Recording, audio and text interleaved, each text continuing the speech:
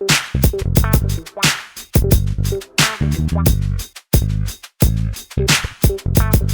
I'm Kevon, Owen. This is Shawn, Maguire, and we do counseling. And sometimes parents come to see us after they've come to this place where they've come to know the Lord, or maybe they've started walking in their relationship with Christ a little bit more actively, but they've been parents not doing that for a long time. How do you help your kids to come to the place of spiritual growth that you're at? Isn't that the $1 million question? All of us that love our kids, we want them to know the Lord. We want them to have a great life, and we want them really to have a better life than we do. We want to remove the pain.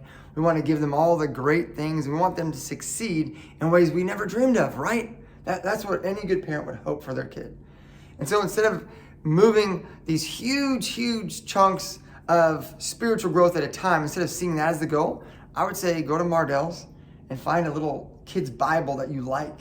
Find some books that you like. Find some videos that you like. Go through the Bible Project, which has some cartoons, depending on how old your kids are, that you guys can watch together. Get a spiritual mentor. And that sounds like such a big word. And, I started mentoring a young man in college just this week. He called me out of the blue.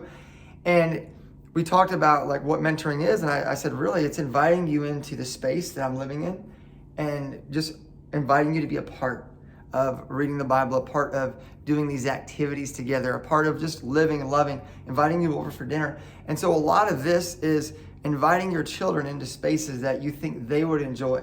Maybe they don't enjoy getting up at 6 a.m., but maybe they enjoy on a Saturday morning sitting on the porch, and instead of you have your coffee, they may have hot cocoa or something like that and their little Bible.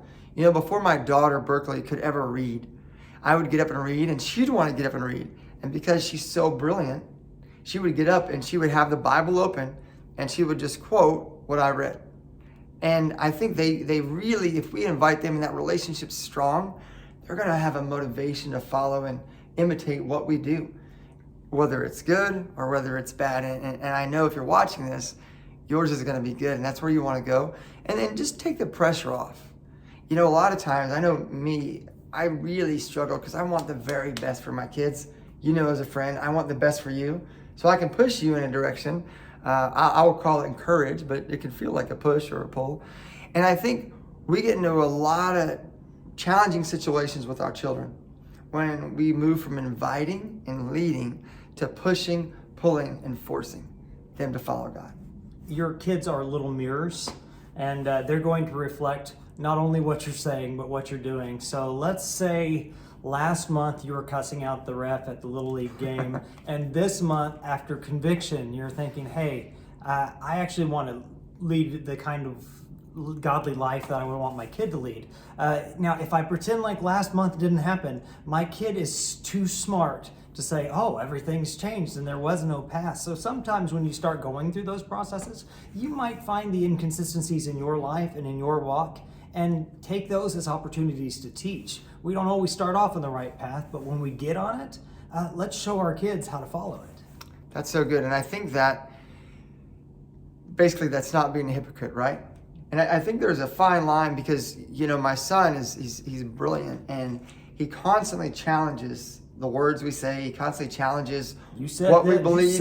You said this. Well, Dad, you had an extra scoop of ice cream. Well, Dad, you did this, or Dad, you got the bigger this, or Dad. I was like, yeah, buddy, and I also am 49 years old, and I have worked a really long time to earn these things, and you're just starting out. And so I think it's also not allowing ourselves to be boxed in that whatever we get or whatever privileges we have or whatever things that we're struggling with that we don't give to our kids just because they want it, just because they think they should. And this becomes a greater and greater issue as they get older, as their brains mature, as they critically think, and they're challenging you in ways that are no longer silly, but their arguments are actually making a lot of sense.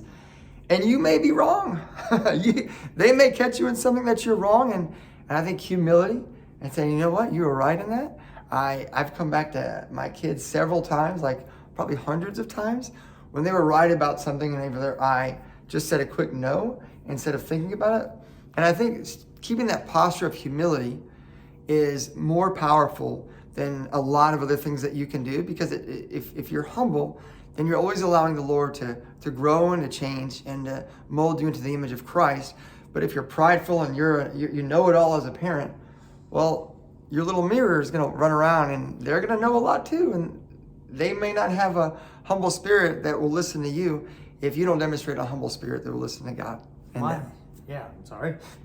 other job is a youth minister, and in my youth ministry, it's hard for me to realize that all of the research says that youth ministers aren't in the top 5 of most influential people in teenagers' lives. We're not in the top 5. You know who number 1 is? That's you. That's you as the parent. And so if you start to change your priorities, if you start to find those places where you're walking in your faith, or you're wanting your kids to walk in their faith, show them, help them, guide them.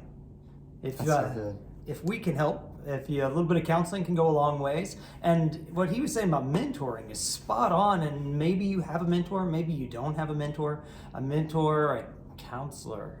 The only difference between a mentor and a counselor is sometimes training. And so if we can help, give us a call.